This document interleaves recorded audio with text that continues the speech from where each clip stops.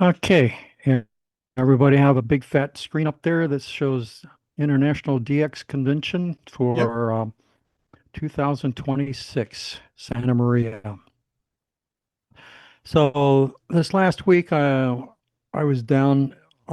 This is something I typically go to. We have a big international DX convention somewhere down in California. Normally, it's held at Visalia. One of the clubs that usually sponsors that basically folded up, and they just could not be able to handle and the event. And then so we have another group that also goes back and forth. So this year, it was done at Santa Maria. We had a smaller group, only 200 people got invited to this, and I was lucky, one of the guys that slipped around the door and was able to attend that get together. So it's a really cool thing. It's really cool.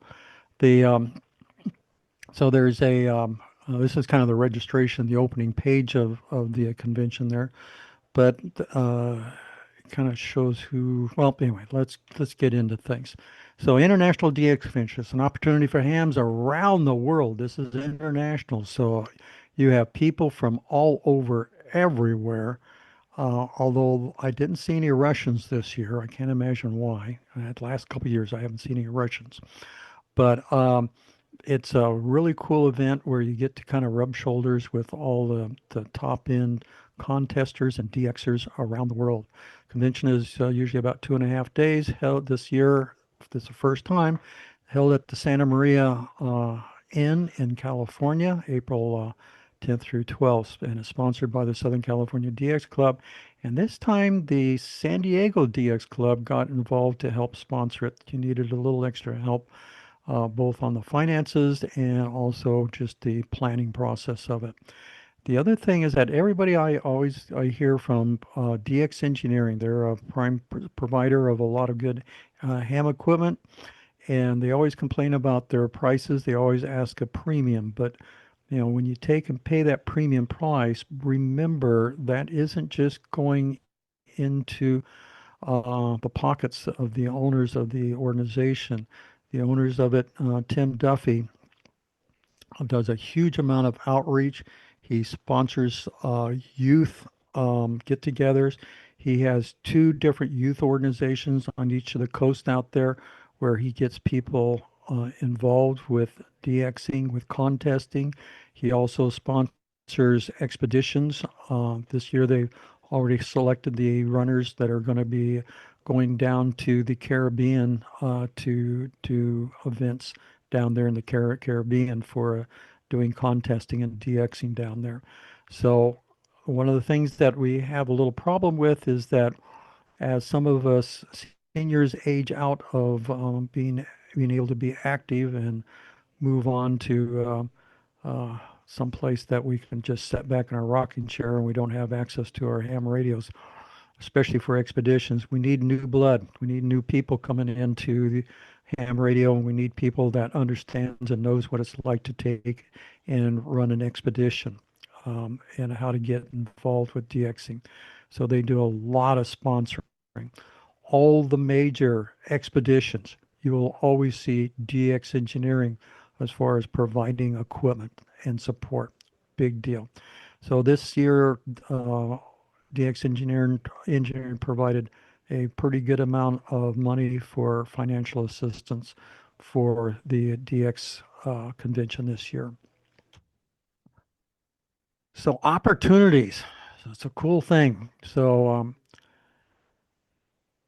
it's always neat when you get involved, when these conventions come along, you get to hear about all these high-end, mid-level, low-level expeditions, and you get to hear the backstory. You get to find out what really went on. Things don't always work out exactly as planned. So how did they adapt and how did they pull their bacon out of the fire there? So it's really nice talking to all these guys. So you get to see what's being planned for the future, and I have some really neat announcement that I'll be talking about in a little bit. And then because all those expeditions, they take money. It takes money these years to take and sponsor these big expeditions, and these are big, expensive chunks of money to do that. So one guy just can't, sponsor it and pay for the whole thing. It takes a whole team of people. So you get to talk with the top contesters, how they get those insanely high scores. We've seen things like on CW scores, where guys are running two radios in a synchronous manner. One guy running two radios at the same time and carrying on conversations in CW at the same time. And that's the only way you're going to get the big time scores about that. Last year, I did a really nice presentation on how they do that. But you get to talk to those people to see that how they do it. So you also get to see and play with the latest ham electronics. This year, there wasn't a whole lot of sponsors out there with new ham radio equipment. We didn't have anybody from Flex there, but we did have Electrocraft there, so they got to take and show what was going on. So this is a picture of the Santa Maria Inn. This is an old inn that started out in the late 1800s. Um, I'll say that this picture of it had to have been doctored. It's there's other things that didn't show up in there, but it's some of the inside of it, has all the neat wood paneling. Some of it is showing its age. Some of it still shows its grandeur, and it's a very beautiful inn. Lots of things to crawl around and find in that inn, and I have to say the food was quite good there. So 2026, Santa Maria DX and Contest Convention. So what was it all about? So it was limited to 2,200 people, far less than what the bigger conventions let in. And I'll just say I was a lucky person that just got through the door at the right time. Um, it's so Friday they had all kinds of workshops. There was um, HF University. This is really a course that's really meant for starting people starting out in HF or mid-level stuff. But the weird part is that it's usually the hardcore people that show up there. So they bring all the hard questions and the argumentative questions that people may end up bringing up there. So it's a cool discussion about watching what's going on in that HF University. There's other workshops on contesting, new product reviews. There is a whole discussion on headsets and how you want them to fit, how they should feel, how they should sound, and some a lot of details because when you get into contesting, you're always wearing a headset, and that thing has got to last you, be comfortable on your head for many, many hours. And if it gets uncomfortable, it distracts you from running your contest. So Saturday was lots of good discussions on contesting, DXing. We had a bunch of good forums on it to see what was coming up in the future and how things were getting tweaked on some of the credentials that get handed out for both DXing and contesting. It's like you just don't get to go out and just do a contesting by yourself. There's actually a whole accreditation process. So it's really interesting to learn about that. Had a really good program on the FCC. Let me just hop a moment.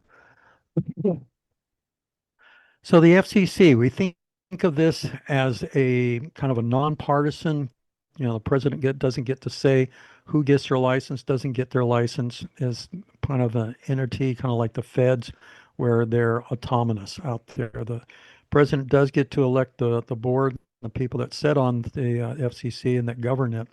But as a general rule of thumb, the president doesn't get to offer his advice on who and who does not get their licensing.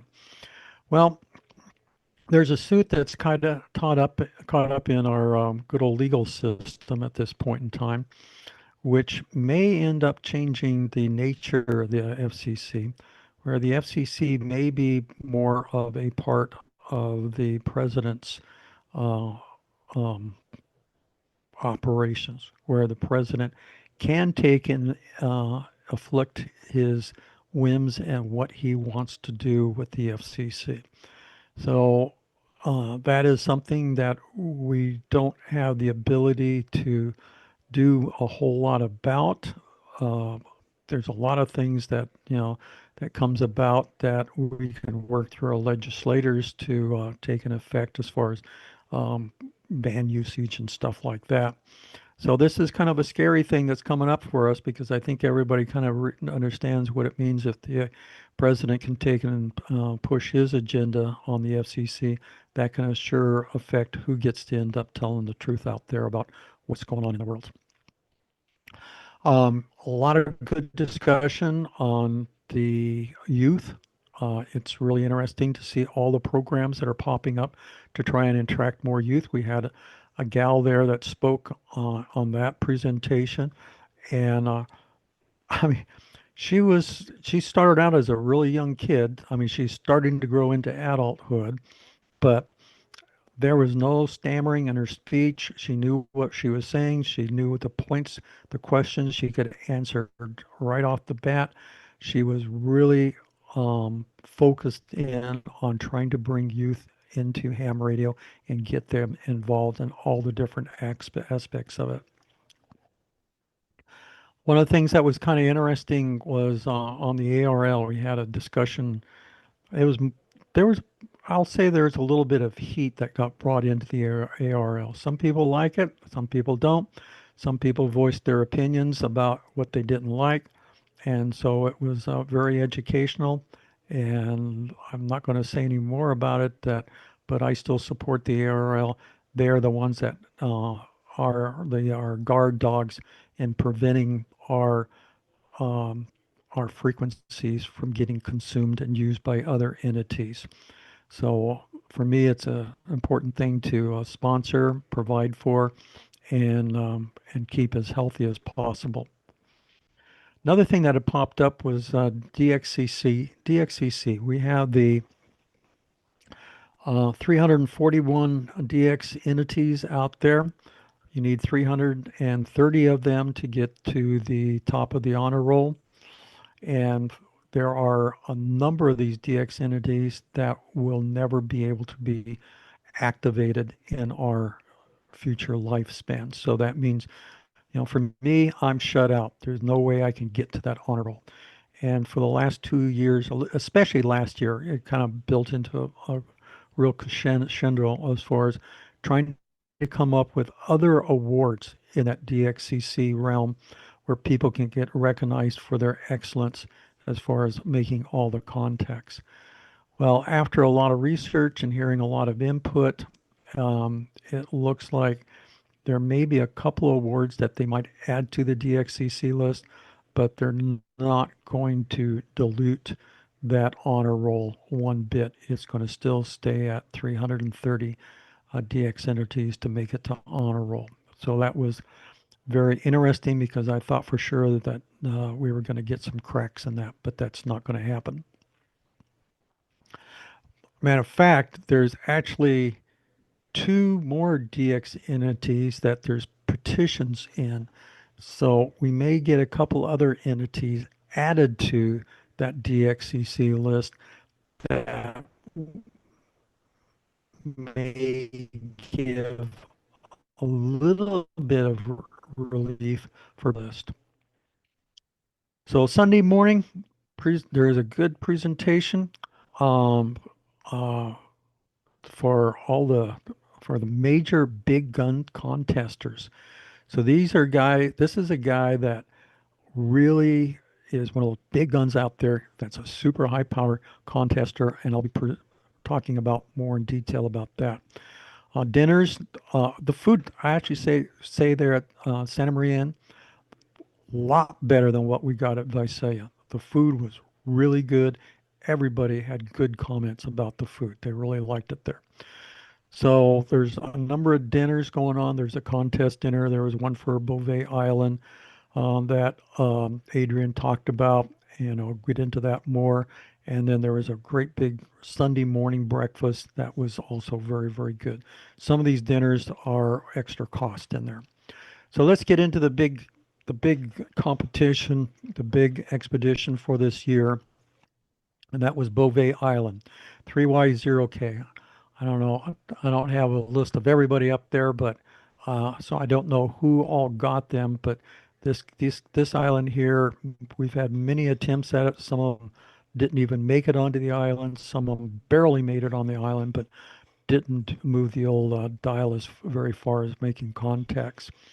So this was the big one for this year here. So let's go through some of the details about. So does that? I don't know if everybody knows where Beauvais is, but look down the bottom right-hand corner of the display there, there's kind of a display of the world. You see in the kind of the upper right part, that's Africa there. Down at the very tip of Africa, that black dot there is Beauvais Island. It's one of the remotest islands in the whole world. So it's down there right at the edge of the Antarctic area, but about the same latitude uh, as can't think of the right islands over there, but anyway, right down there at the very bottom. So you can see the little red circle there, the first red circle. That's where they set up their camps there. They were planning on doing two camps, but they decided only doing the one camp there. So with the way that's situated, it did not favor the U.S. Actually, it kind of got into the eastern part of the U.S., the western part of the U.S. It was really, really hard making contacts with them. So I'll just say that, yeah, I did, but I only got it on two bands, 30 meters and 20 meters. But I could not get them on any of their bands. So this is a cute little shot here. The guy in the center over on the left side, Indexa, that's Adrian, and we'll talk more about him. But this is one of the tents there that they did. They actually did a couple online interviews, live stream video off of the island there. What's pretty cool about. So this one here is a good one. So you got Adrian on the left. Now this Adrian, this is the guy that has competed several years in the World Contest Championship, WTCA, I think it is. Um, and this is a guy that can run two radios, running CW in a contest. He can run two radios at the same time, each hand on different paddles there, running the contest. And we'll get into that a little bit more there. So the guy over on the right is Max Friedman. He's the new kid on the block. He just started to work at ARL. And so each one of these bigger competitions these days, they select one new guy that hasn't done a a expedition, and they bring him into the crowd. He goes through all the training, all the planning. He is just a number team, just a team member, just like everybody else. So this is Max here. He's he's not, none of those guys are well shaved because they've spent over a week on the boat trying to get down there. So we'll be seeing more of Max here. He's a really smart kid. He actually has produced a whole video that he did on Beauvais Island, and it's a really good YouTube video to take and watch. Matter of fact, there's about three or four videos on Beauvais Island, and they're all really good to take and watch and see what went on down there. Okay, so upper left, that's the team that was there on the island. Something brand new. Normally, this island is all covered in snow and ice. You can see down on the lower right hand that picture. That's an aerial shot of their operations there. It shows the tent, some of the antennas up there, but that ice and snow in Antarctic is receding, and it's receding very, very quick. So this is a brand new thing where we have not seen this before, where this part of the island has the ice has receded, and this is where they decided to set up their tents. Actually, it's a little safer there. You know what's underneath there. When you set up on the ice cap, you can still have voids underneath that. You have to probe everything to make sure it's good solid ice before you go setting up tents and setting things up. Um, If you look over on the right-hand side, or the picture on the right-hand side, you can see off in the distance a little red splotch back there. That's the boat that they came down there on. So they use a helicopter off the boat to ferry things over on the island. There's about 100 to 200 foot cliff off to the side here where it drops down into the ocean there. So it's not something that you can just bring a boat onto the island, unload it on a nice sandy beach, and hike all of this stuff up here. A couple of years back, they tried doing that on a different part of this island, and it was a disaster. It just did not work out. Over on the left side shows one of the tents, back behind a little bit of a berm to protect you from the wind. Look at all the guy lines on that tent. So that's enough guy. Those guy lines have to protect and hold that tent down through 50 mile an hour and greater winds. We'll talk about that in a little bit more. Okay, so let's talk about some details for this expedition. They got over 102,000 QSOs, broke all kinds of previous records for all the different kinds of modes that they used, um, and for different countries. So there was a whole lot of statistics that went into this, and it just smashed a bunch of those records. It really did quite good. And that goes to being at a reasonably good productive timeline on our solar cycle, and also the skill and the craftsmanship and the planning that went into the expedition. They were on the island for 15 days. It took them about a week to get down from, they left out of South Africa, Cape Town, South Africa. When they first took off there, the ride wasn't too bad, but as they got further down, closer to the island, it got rougher and rougher. And there was a lot of guys that were just, it's like in the morning, started off, there was, 20 guys to show up for supper, for breakfast. A couple days later, there was only 10. Then later on, when we got into really rough weather, there was maybe 4 or 5 guys that showed up for breakfast. So I don't think that that boat had any stabilization on it. It was pretty rough getting down there. They set up 5 stations on the in those tents. All the stations were in one particular tent, and I think they had one or two stations somewhere else, but in a different tent. They had 20 operators that ran all that stuff. Um, it depends on what you look at. For the most wanted list, this is somewhere between, some people say it's always within the top 10 because we've had some more frequent um, expeditions down there. I think it's dropped from the 2 to 3 place down into something still in the probably 7 or 8 place there. It cost $1.7 million to finance that operation. Sorry, I don't have a good picture. I meant to get a picture in here of the boat and the helicopter and all of that stuff. But if you look on YouTube stuff, you can see that kind of stuff and see what went on. But when they were 2 weeks late getting down there. Anybody that's spent any time in the Antarctic, you know that once you get close to that 1st of March time frame, it's time to start packing up and getting out of there because the weather is going to change real quickly and it's not going to change for the better. It gets absolutely brutal. So when they first got down there, they had a clearing, a break in the weather. They were able to offload all the stuff onto the island, get everything set up in just a matter of a couple of days and get operational. And after they got operational, then the winds came in, the bad weather. You couldn't hardly see anything. Uh, it was so cold outside that if they were you have to go through there about once every hour and go through all your antennas, make sure the guy lines are good and stiff, everything's setting up straight, and everything's leaning in the right direction or not leaning. And if you had any kind of a failure or problem out there. It was so cold you could not spend much time out there. Plus, trying to get to where the failure was with the 50, 60, 70 mile an hour winds, You just could not physically move around. So through most of the contest, the weather was just absolutely brutal. Now we know that a helicopter you can't take and fly in those kinds of extreme weather.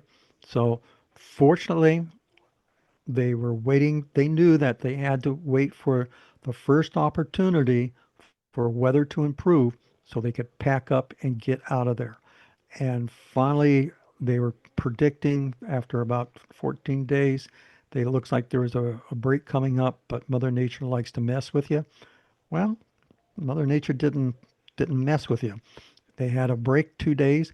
They were able to get everything broke down and back onto the ship straight away. And just as soon as they got the last haul onto that ship there and got the helicopter tied down, the weather started changing on them. So timing is everything. They made it really good. So great expedition. I really enjoyed this. I'd been following this really closely, and Adrian, the one guy I pointed out there, he did a beautiful program for us, and I've seen him a number of times and met him and talked with him. He's a very approachable person. You kind of need to let him know your level of expertise, but he figures that out after a little bit. But he's a super cool guy to end up talking to. Great amount of knowledge and great amount of skill. So one of the things that came out of this expedition, the big container that contains all of the equipment, all the radios, all the tents, uh, everything in there has been shipped up to, I believe, the States at this point in time. So they're now starting to work on the plans for next year and understand that December, January, February are the typical summer months in the Antarctica. So it's for next year during our winter. They're planning on doing Peter the First. Peter the First is another island in that same area. Um, in order to get on and off that island, you have to use a helicopter. This one here has some other logistical problems that goes into it, but they're estimating the cost of this expedition to be somewhere around $2 million. So stay tuned for more events, more information going on this one. So let's change things a little bit. Let's talk a little bit about, rather than expeditions, let's talk about mega stations. And so we had some really cool people. I don't know where people come up with the kind of money to put together these mega stations, but let's pull one really out of the hat and think about this. JT5DX, Mongolia. Anybody ever thought of a mega station in Mongolia? No way. Well, there is one. So Chad, really cool guy. So let's take a little look at Mongolia. So Mongolia is squeezed between China and Russia. How would you like to have China and Russia as your neighbors and be stuck in Mongolia? The only thing that I think leaves why they leave them alone, nobody wants to live there because it's at an insanely high altitude and it's a lot of barren rock that doesn't have any much of any value to it. So the you see where the red pin is, and just below that, um, you see a little pin there, and that Ulaanbaatar. That's the capital of Mongolia. So the road system is pretty simple. All roads go to the capital. There's one that goes west, there's one that goes north, there's one that goes east, and then the ones go south, and then there's little tributaries off of it. So the only real roads is those four main roads coming out of that capital there. And to get up to where Chad is, that's about a 3 hour drive to get up there. So let's take a little look at Chad's operation here. I'll get more about how you end up getting to his place there. So the picture over on the right, those are 180-foot towers out there. If you look closely at those, and also the one over on the right, those are rotatable towers. So you don't have a rotator that rotates the antenna by itself. The whole mast, that entire zigzag triangular structure, that's what rotates on that tower. So there's a couple of guys up on that 180-foot tower. The kind of the center picture, he found very quickly that you can't put cables or run cables along the ground. Critters like to get into them and bite holes into it. So all the cable troughs that for coax and controls and stuff that goes out to and power that goes out to those towers are all in troughs raised above the ground, like about a meter off the ground. But take a look at the quantity of cables that are running through there. That's only running one direction out of the main ham shack there. That's a ton of cables. And then the uh, picture in the center bottom there, that's one of the big major towers. I don't remember what the height of that thing is, but there's a building off to the right there. That's kind of the guest quarters, and we'll talk about that a little bit more about what's in those guest quarters and what the operating positions look like.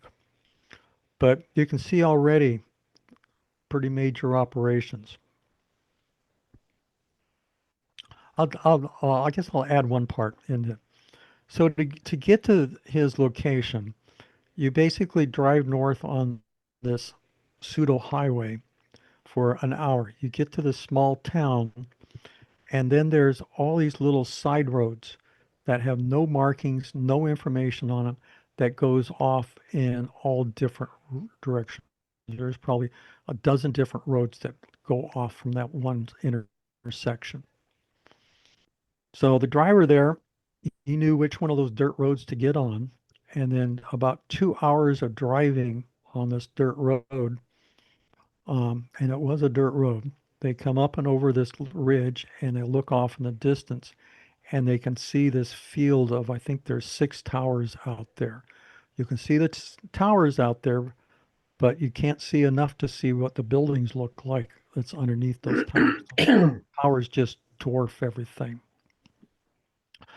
So, um, one of the things interesting about that capital there is that real dichotomy. The pollution is so bad there that when you go outside, you have to wear a mask. I mean, it's just horrible with all these old trucks and all these old things that go on, and the air pollution. It just doesn't clean out the all the dirty air, so you have to wear a mask out there. Populations of Mongolia is around 3.6 million people there, so it's pretty small. Pretty good. I should have put the size of that so you get some perspective, but it's a pretty good sized country. But nothing compared to Russia and China. So Chad lives 3 hours away from the capital. He's a wheat farmer, so he makes all of this money off of wheat. He has about 27,000 acres that he owns. Most of that is in wheat. Think of how big that is. I mean, that's like a county. I mean, that's huge. It sets in the DX zone 23 and ITU zone 32.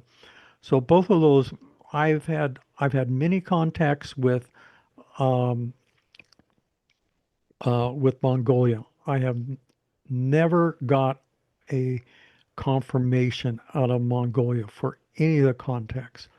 The only way I have been able to get either the DX zone or the ITU zone in my logbook was by working with either Russia or China.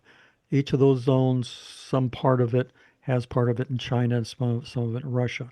But the only way I've got that is by getting China or Russia. Well, I found out a little bit why is that generally everybody in there, especially Chad with his mega station, he doesn't do LOTW. So, everything I do always gets channeled through um, LOTW. He only does direct QSLing. So now that I know that, now that I should have known it before that, I'll get my green stamps out and mail them in QSL, and give them some stamps to mail something back to me so I can get recognition for that. So that one big tower I showed you, it had a building off to the right there. Sorry, I don't have a good picture of that. That's a two-story building. That's the guest quarters. There's 5 bedrooms in that guest quarters on the top floor. On the bottom floor, it has a common area and it has a kitchen. That kitchen is staffed. If you wake up in the middle of the night, can't sleep, you want something to eat, or you're doing a contest, you need food, he has a staff member there to cook up whatever you want. He has 6 towers and 6 stations out there. And I don't have a list of all the antennas and different stuff that he has there, but one of the guys in Bulgaria put together a switching system. So if you sit down at one of these stations, you can punch a button on this little panel there and say you want to work 40 meters, all the available antennas will get directed to that one station. You have probably half dozen or more antennas you can use on 40 meters. So it's like a Swiss Army knife that just folds out, folds out, folds out, has all kinds of different knives and ability to go after whatever kind of station you want on 40 meters. Really, it's super, super cool. There's also, at the same time this guy was also there, there was also a Russian guy that was there that was a rigger that he helps Chad put up all these massive towers. So he's a rigger. He doesn't speak very good Russian or very good English, but when you point to an antenna and you point to put it up on that tower, he does all the rigging and manages to get it up there installed and making it functional. Absolutely amazing individual. So the complex that he has, there's a whole bunch of big houses all around it for all the farming equipment and all the stuff for dealing with all the wheat there.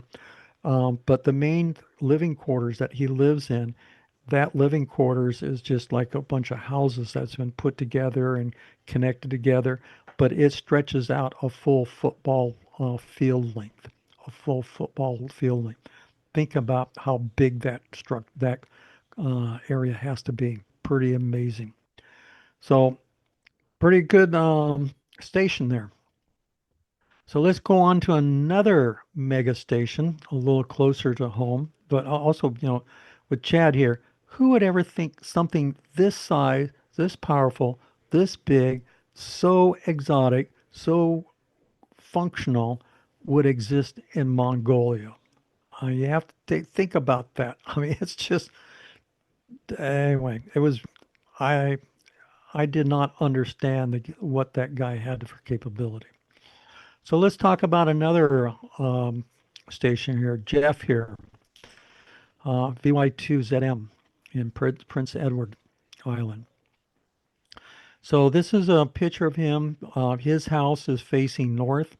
If I don't know how well things show up on your display there, but if you have enough resolution there, there's 8 towers out there. Um, the 2 larger ones are up at uh, well, let's see. I know he has 260-meter verticals, and so they're up over 260 feet tall. 260 feet. Jeez. So he's facing north. That's salt water there. There's about a 20-foot bluff drop off from where the green grass is down to where the ocean is. So I think we all know. If we don't, I'll introduce you that the absolute, when you go DXing and you go off to an island, you always, always want to pick a motel or a hotel or wherever you're staying. You want that to be right at the ocean edge. And many times you'll put antennas like verticals and stuff, you'll plant them in the just to the edge of the ocean, because that conductivity that the salt water has is absolutely miraculous, and it will really, really get you out. So he started off, he bought, I think, 28 acres there, filled that up. So the land to the right of that, he has more stuff onto that land. Um, and then I think this picture was taken. I don't think he had bought the land to the left there that's all in treed. He bought that and chopped down half of the trees there.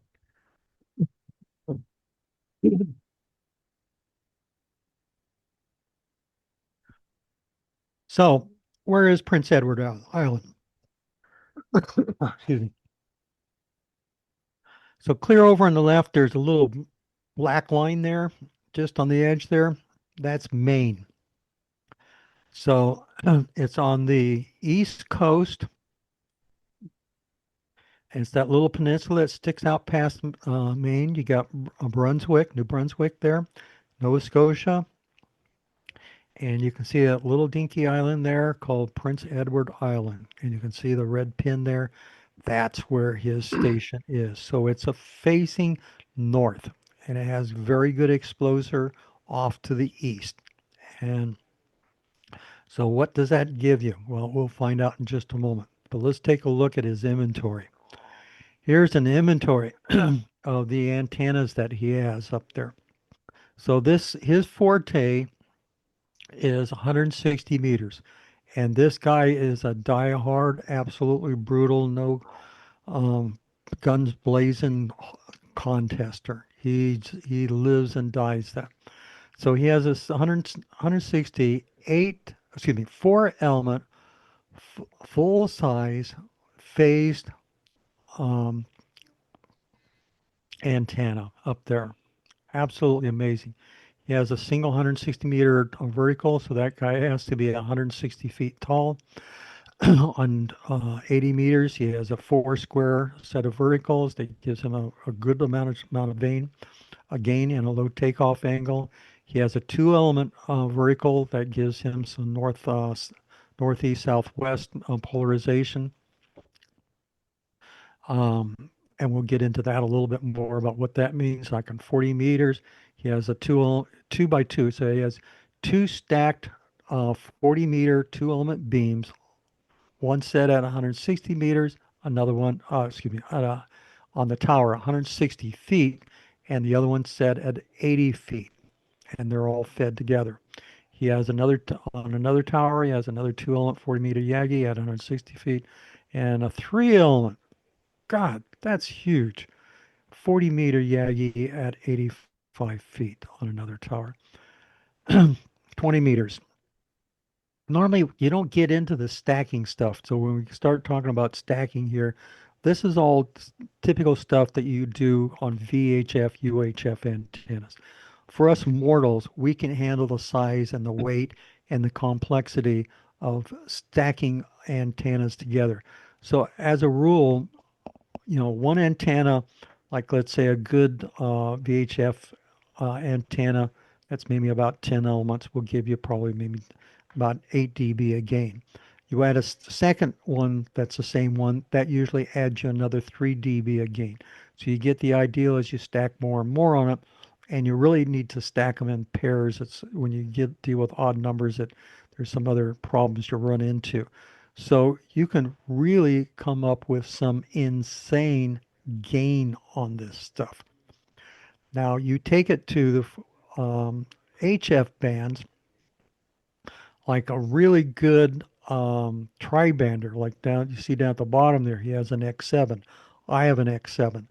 That thing has a very narrow beam width, but it will give me about 9.5 to 10 dB of gain on most of the three primary bands, 20, 10, and 15, and which is really, really good. Now you try stacking some of that kind of stuff, and it really adds up fast as far as getting some getting some gain that is up into the 20 dB, which is insane. So you can see there on 15 meters, he has a 5 element stack there. He has a 5 by 5 by 5. So those are 5 element antennas stacked 4 deep on there. And you can see the different elevations. He has another 5 element, as I said, 100 feet. And then on the 10 meters, you can see where he just went absolutely nuts as far as good, nice stacks and at different kinds of elevation. So what does it mean by putting a antenna at different elevations on a tower?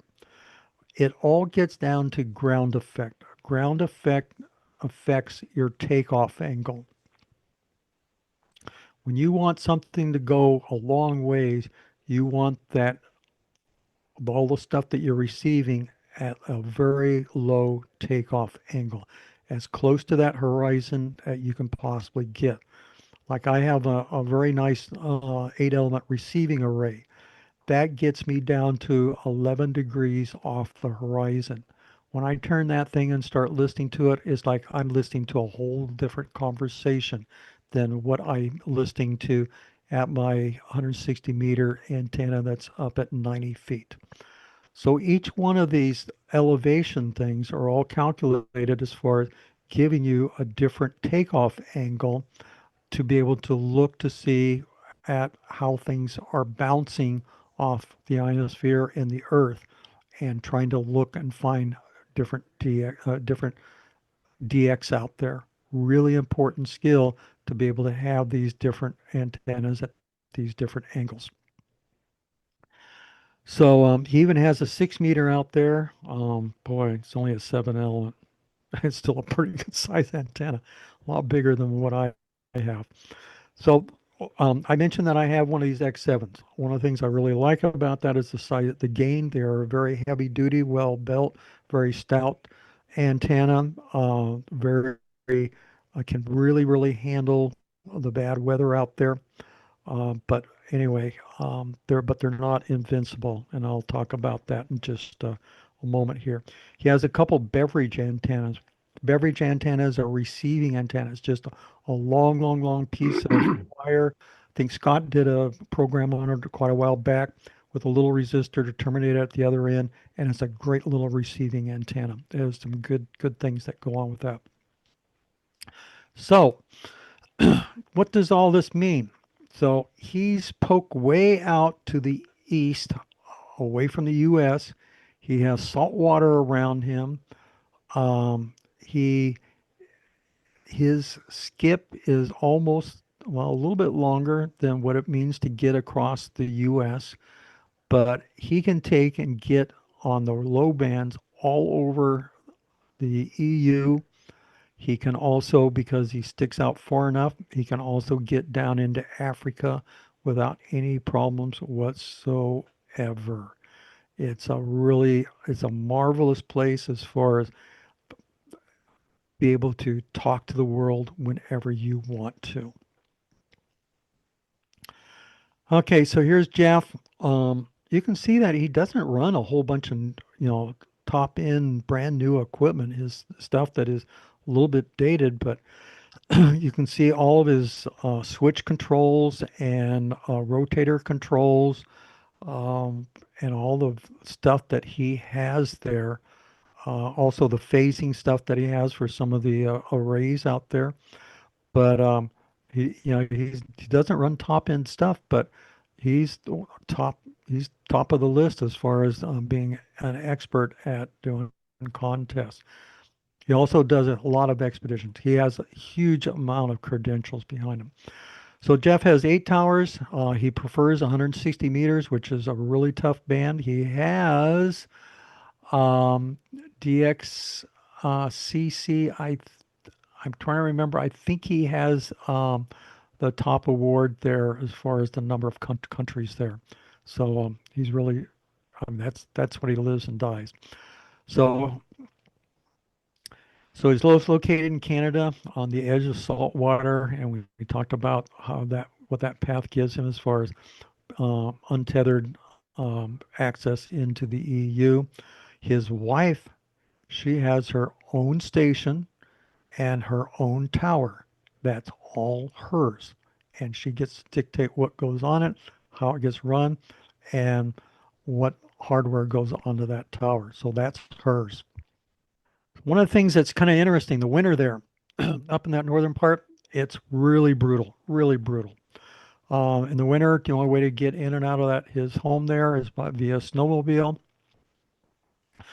Being he's on the coast there, facing north, he gets some brutal, brutal storms that go through. He also gets some really, really heavy icing that goes through, and some super insane, stupid. I mean, they'll get down to 30 and 40 below up there, and then with the wind chill factor of all the wind blowing, um, he has 5 different methods of keeping his house warm. If he loses any kind, one of, you can think a normal house just has one big heater in it. And if that condition he lost a heater, he could not save that house. It would freeze, and there would be nothing you could do about with that until waiting till next spring when everything thawed out. So he has 5 different ways of keeping his house warm. He actually had one ice storm that took one of his 160-foot towers and just brought it down like an accordion. Just came right down, really bad. So I mentioned that X7 beam about how stout that was, and that's one of the reasons he selected that beam was to be able to handle the ice.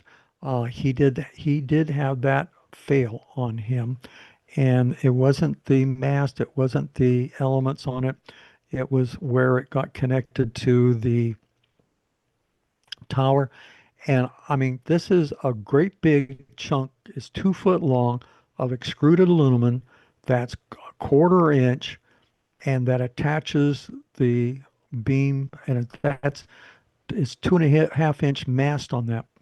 And where it gets attached onto your tower there is a big hefty bolting mechanism. But that joint in there failed on it because of the ice loading. And I mean, that's one of the reasons I selected that beam because I knew ice was not going to end up being a factor. But I don't have to normally worry about an inch worth of ice building up on my antenna. He also lives in the U.S. and his call sign is K1ZM.